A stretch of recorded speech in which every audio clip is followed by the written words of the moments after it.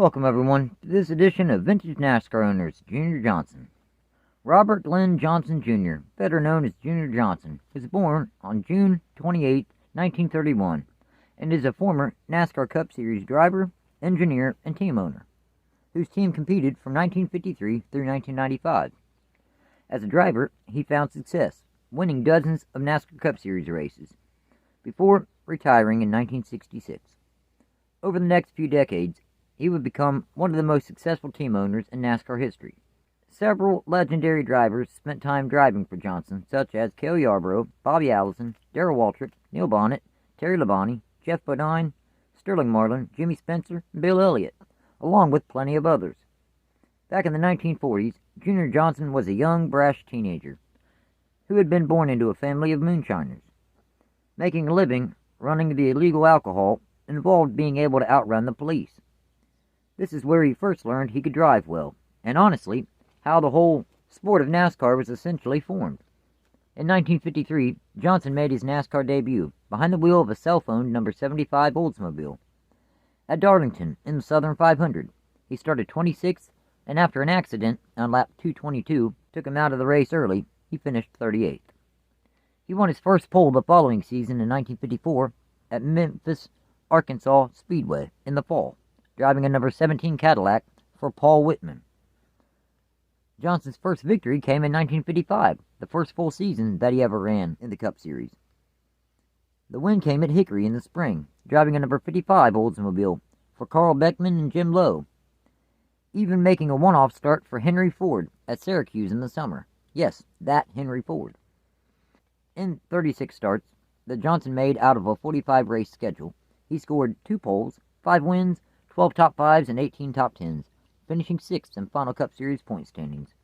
In 1956, Junior was arrested for having an illegal still, which led him to serving a year in an Ohio prison in 1956 and 57. Then, for the 1958 NASCAR season, Johnson returned to the NASCAR circuit on a regular basis, driving the number 11 Ford for Paul Spaulding. In 27 starts, he won 6 times. From 1955 through 1964, Johnson won 26 more times in the NASCAR Cup Series, never running less than half the races in any one season. While trying to find speed at Daytona in 1960, Johnson was making a test run. A faster car passed him, and Johnson noticed that his own race car's speed would increase when he moved closely behind the faster car. He used the slingshot move that he discovered in the practice run to win his first superspeedway race, the 1960 Daytona 500. What Johnson had just discovered was drafting, a technique used all across the motorsports community to this very day. The 1965 NASCAR Cup Series season was both Junior's best statistical season behind the wheel of a race car and his final full season, scoring 9 poles, 13 wins, 18 top 5s, and 19 top 10s, finishing 12th in final Cup Series point standings, driving his cell phone number 26 Ford. His final career start came at Rockingham in the fall of 1966, where he started 25th and finished 5th.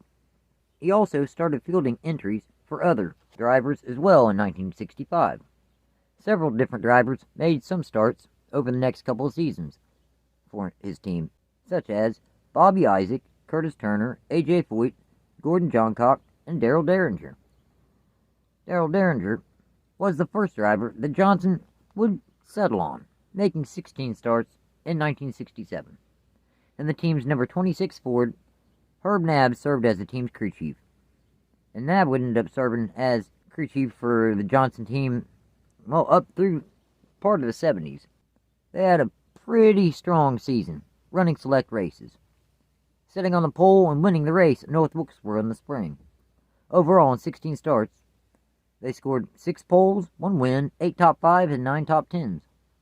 Leroy Yarborough became Johnson's next driver from 1968 through 1970, and they found plenty of success together.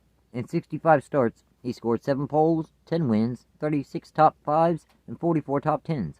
In fact, Yarborough became the first driver to win the Triple Crown in 1969 in NASCAR, by winning that season's Daytona 500, Rebel 400, and World 600.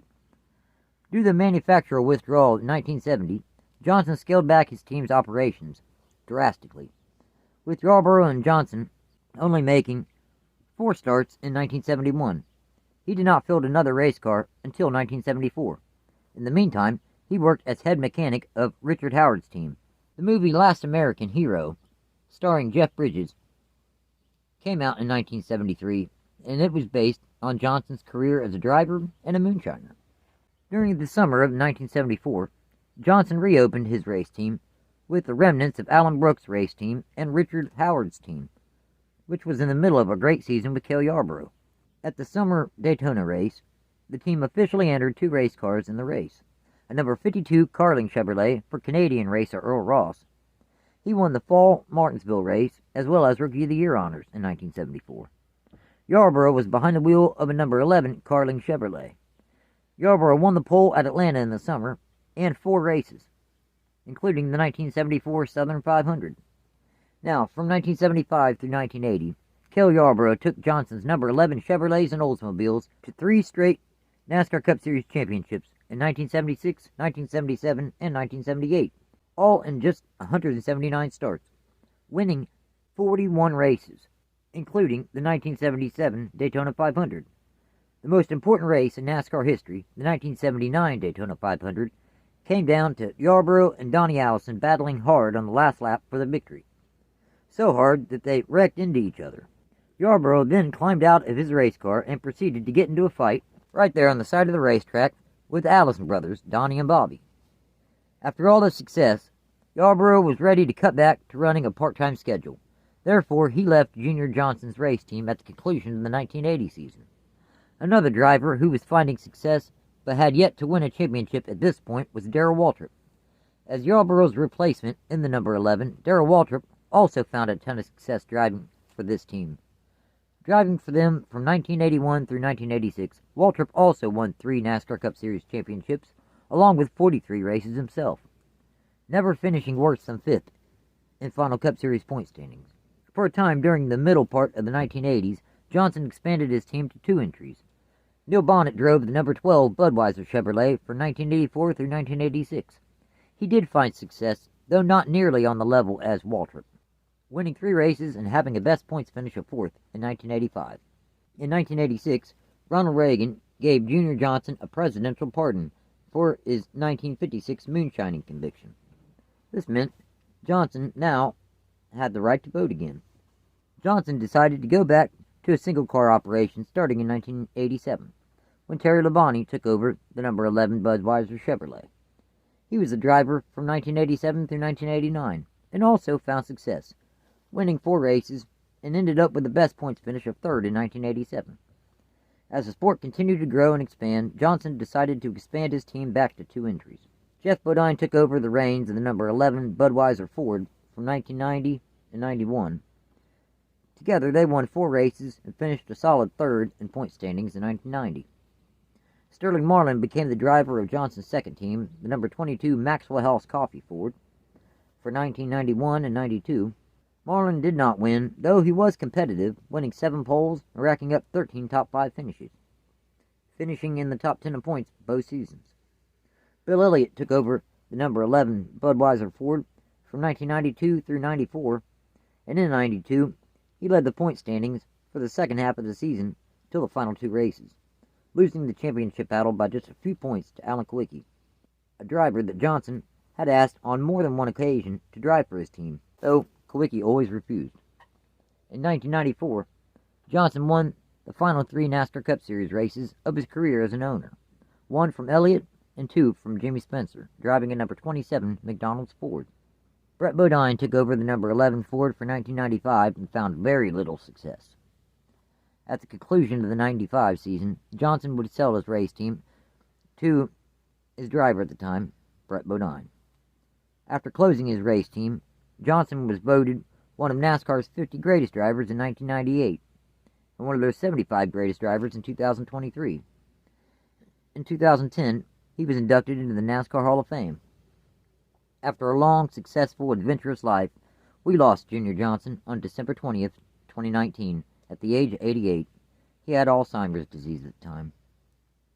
So, Johnson's lifetime results as a driver are, in 313 starts in the Cup Series, he scored 46 poles, 50 wins, 121 top 5s, and 148 top 10s, with the best points finish of 6th twice, in 1955 and 1961.